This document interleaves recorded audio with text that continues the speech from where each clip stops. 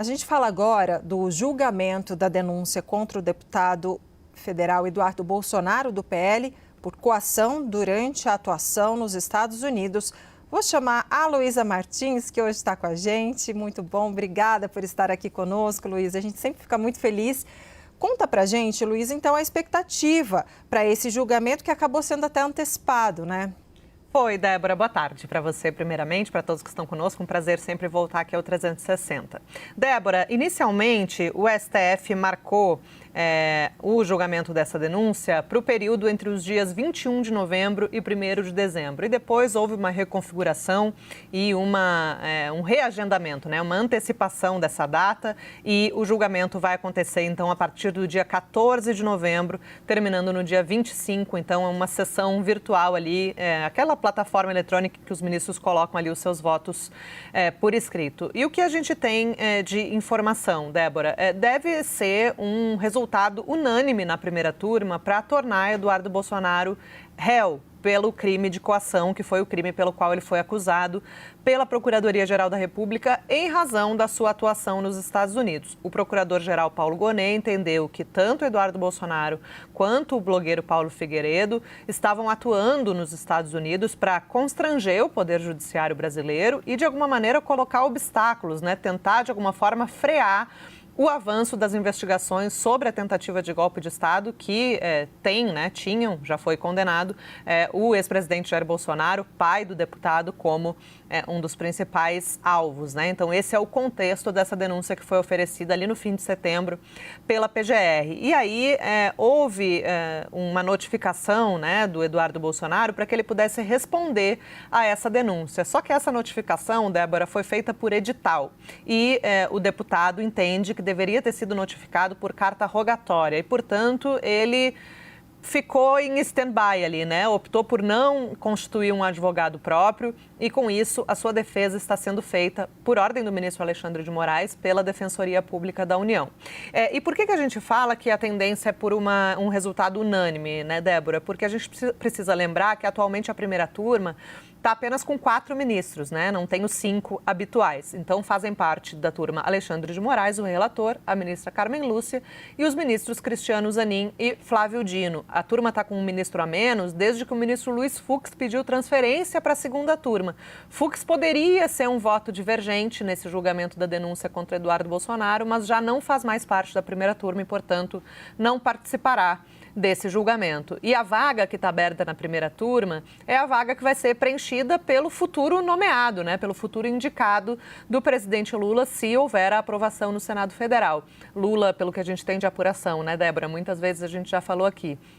Está decidido, o seu nome favorito é o do advogado-geral da União, Jorge Messias, mas essa indicação, por uma série de motivos, ainda não foi oficializada no Diário Oficial da União. Então, é muito pouco provável que o novo ministro já esteja empossado a tempo de participar do julgamento da denúncia que começa, então, no dia 14. Então, a tendência é de que, de fato, esse julgamento aconteça apenas com 4 ministros e esses 4 ministros votem da mesma maneira, ou seja, para receber a denúncia apresentada pela PGR contra Eduardo e contra Paulo Figueiredo, e aí, a partir daí, abrir uma ação penal, e esse é o momento, né, em que os acusados viram formalmente réus perante o Supremo Tribunal Federal, e aí é todo aquele rito que a gente também viu na ação penal da tentativa de golpe, né, Débora?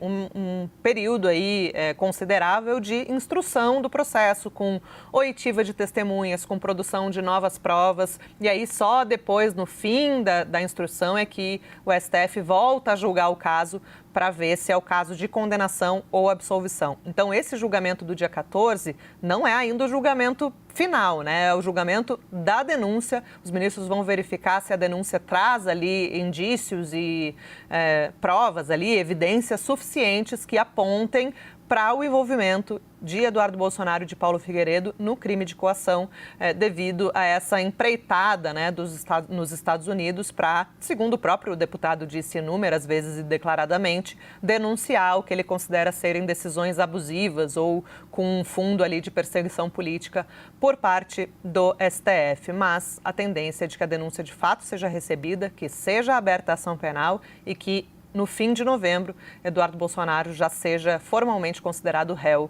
no STF, Débora. Luísa, você tocou num ponto que chama a atenção e que tem cheiro de problema no ar. Por quê? De polêmica, vamos dizer assim. Por quê? Porque você falou assim, olha, o deputado federal Eduardo Bolsonaro, ele não aceita essa notificação que foi feita por edital, porque ele argumenta, né, até conversando com ele, Paulo Figueiredo, eles argumentam o seguinte, olha, ele não está em local incerto e não sabido para ensejar a notificação por edital. Deveria ser via carta rogatória. E aí você me disse, né, ele põe essa condição, esse entendimento, né, mas o que aconteceu? Parece que a Defensoria Pública acabou, tinha recusado, tinha dado um parecer, não sei, dizendo que havia vícios nessa ação, enfim, nesse pedido, nessa denúncia, e vícios processuais. Eu não sei se eles estavam falando exatamente dessa questão da notificação. Então, eu gostaria que você abordasse esse tema. Por quê? Porque conversando, né, com os aliados de Eduardo Bolsonaro, ele não considera, até porque, qual é a estratégia? Indo via carta rogatória, essa carta rogatória, ela vai para o governo dos Estados Unidos, que pode recusá-la.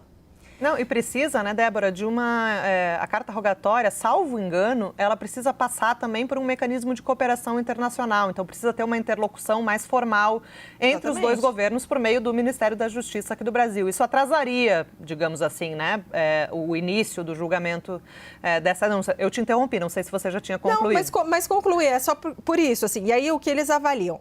Como precisa, justamente, você complementa, como precisa dessa cooperação, precisa passar, né, pela contraparte aqui do nosso Ministério da Justiça, do governo lá.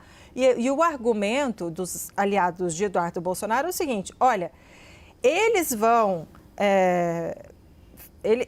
aceitar essa carta rogatória sobre uma ação que o próprio governo Trump fez? Quer dizer, porque, afinal de contas, ele está sendo acusado de trabalhar para sancionar a justiça. Quem sancionou a justiça? O governo Trump. Então, assim, a carta rogatória, essa passagem, transpor essa barreira, ela é algo muito estratégico para Eduardo Bolsonaro. E não passando, quer dizer, via edital, consegue driblar essa situação. Mas conta pra gente sobre a questão, explica pra gente a questão da Defensoria. Vamos lá. A Defensoria Pública da União, Débora, num primeiro momento, ela disse justamente isso e na linha do que os próprios acusados dizem, né? Que a notificação, tanto no caso de Eduardo quanto no caso de Paulo Figueiredo, deveria acontecer por meio de carta rogatória e não por edital. E a DPU apontou, né, para o Supremo que, notificando via carta rogatória, o deputado teria o direito, né, ou teria ali a prerrogativa de indicar um advogado da sua escolha e não ser representado ali de uma forma genérica pela DPU. Mas o ministro Alexandre de Moraes rejeitou essa alegação da DPU e manteve o órgão responsável ali pela sua defesa. Qual foi o argumento de Moraes nesse caso, Débora? E isso sem juízo de valor, eu estou só reportando aqui o que o ministro entendeu na hora de fazer essa diferenciação.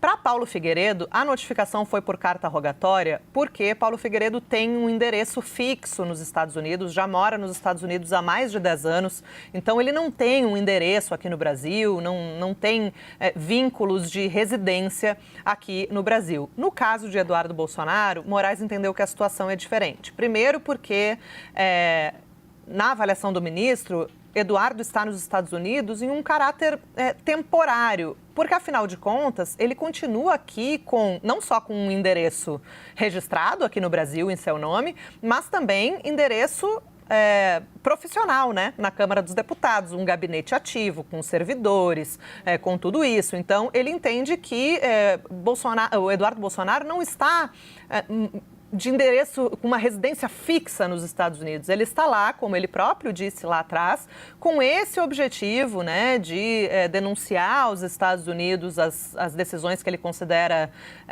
abusivas por parte do STF, especificamente, né, e principalmente por parte do próprio ministro Alexandre de Moraes, e que, portanto, a notificação por carta rogatória ela não é cabível nesse caso, porque Eduardo teria, sim, um endereço fixo aqui aqui no Brasil, não só um endereço de residência, mas também um endereço profissional, que no caso é o seu gabinete na Câmara dos Deputados, que segue, aliás, em pleno funcionamento, com servidores, com folha de pagamento, né? O mandato segue ativo, embora aí em vias de ser, enfim, rediscutido ali em função das suas ausências injustificadas nas sessões deliberativas da Câmara. Isso é um desdobramento também, né, Débora? Não tem tanto a ver com essa questão criminal. Mas Moraes fez essa diferenciação. Um tem endereço fixo, mora lá há 10 anos, não tem vínculo residencial com o Brasil. O outro, que no caso é o Eduardo Bolsonaro, não é bem assim. E Moraes também entende que o próprio Eduardo, ao falar sobre o processo abertamente nas suas redes sociais, ele já praticamente, vamos dizer assim, numa linguagem informal, Débora, ele passou o recibo de que ele está ciente das acusações que foram feitas contra ele, de que ele tem notícia, né, do que está acontecendo, do teor da denúncia, tanto que ele próprio postou nas redes sociais uma resposta ali à denúncia, disse que era incabível, enfim, criticou, né, o procurador-geral Paulo Gonet. Então, isso também, na avaliação do ministro Alexandre de Moraes, é um indicativo de que ele está ciente e que, portanto, ele poderia ter constituído advogado, poderia ter feito a sua própria defesa, mas optou por não fazê-lo. E aí, só para não ficar sem defesa, a lei manda que ninguém pode ficar sem defesa, né? Então, por isso, Moraes acionou a DPU, que se mostrou resistente nesse primeiro momento por conta desses motivos técnicos, né, da notificação, mas no fim acabou fazendo, né, a defesa, pedindo a rejeição da denúncia e dizendo que não tem nada que prove que as sanções que foram aplicadas pelos Estados Unidos, pelo presidente Donald Trump, de fato tiveram como motivação decisiva a ofensiva de Eduardo Bolsonaro, que pode ter sido por vários outros motivos e que não tem como a PGR comprovar cabalmente que a atuação de Eduardo foi determinante para essas punições. Não sei se te expliquei ou se falei demais. Sim, super, não, ficou ótimo, ficou muito claro. Obrigada. Luísa Martins volta com a gente daqui a pouquinho.